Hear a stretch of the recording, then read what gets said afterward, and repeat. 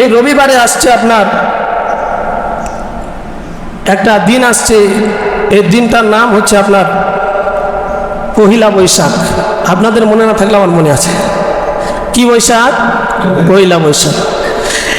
এই পয়লা বৈশাখে দেখবেন গাছের গোড়ায় জোড়ায় জোড়ায় হিন্দুদের মতো সীতায় সিঁদুর দিয়ে সাদা কাপড় পরে গাছের তলা ইলিশ মাছের পেটি দিয়ে ভাত আছে না নাই, পন্তা ভাত আছে না নাই। দেখবেন যে যুবকরা এতিমের মতো গোলাপ ফুল নিয়ে দাঁড়ায় থাকে একজন মেয়েকে প্রপোজ করার জন্য। এই যে পয়লা বৈশাখ, এটা ইসলামে সমর্থন করে না আমার বন্ধুগণ। এটা হিন্দুদের, এটা হিন্দুয়ানি প্রথা। আর কোনো মুসলমান এই হিন্দুয়ানি প্রথা এটা মানতে পারে না আমার বন্ধুগণ ভাইরা। এই যে পয়লা বৈশাখের মধ্যে অশ্লীলতা বেহায়াপনা ছড়িয়ে পড়ে। কি এই পয়লা বৈশাখের মধ্যে অনেক অনেক যুবক যুবতী এই দিনের মধ্যে ধর্ষণ হয়, জেনাবে বিচারে লিপ্ত হয়। আপনারা জানেন না, আপনার মেয়েকে আপনি পাঠাই দিচ্ছেন। এই জন্য আল্লাহ রাব্বুল আলামিন বলেন, ইয়া আইয়ুহাল্লাযীনা আমানু কু আনফুসাকুম ওয়া আহলিকুম নারা।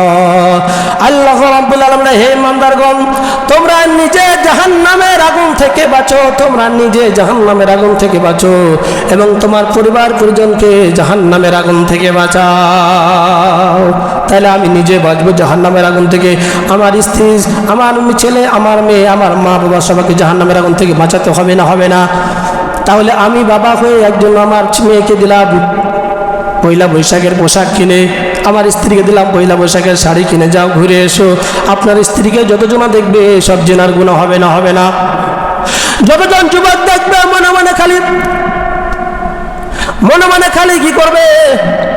মজা নেবে। আর আপনি আপনার স্ত্রীকে উলঙ্গ করে আপনার মেয়েকে পাঠিয়ে দিলেন।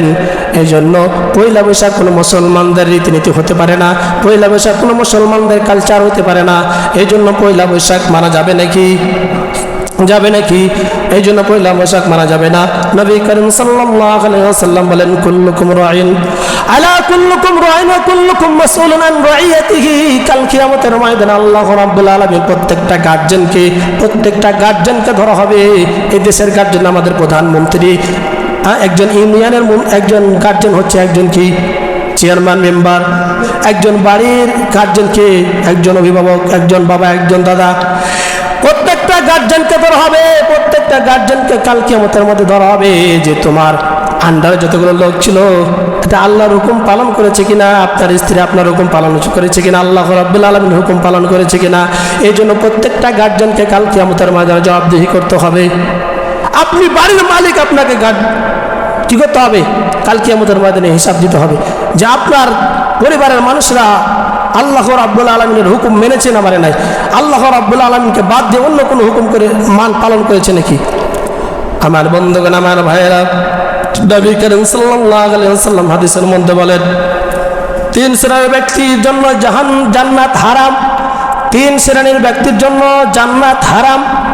নাম্বার 1 হলো, ভালো করে খেয়াল করে শুনবেন, যে ব্যক্তি মাদক আসক্ত, যে ব্যক্তি কি করে মদ পান করে, মাদক আসক্ত, এগে কখনো জান্নাত যাবে না, এর জন্য জান্নাত হারাম। নাম্বার 2, পিতামাতার অবাধ্য সন্তান, পিতামাতার অবাধ্য সন্তান আছে না নাই।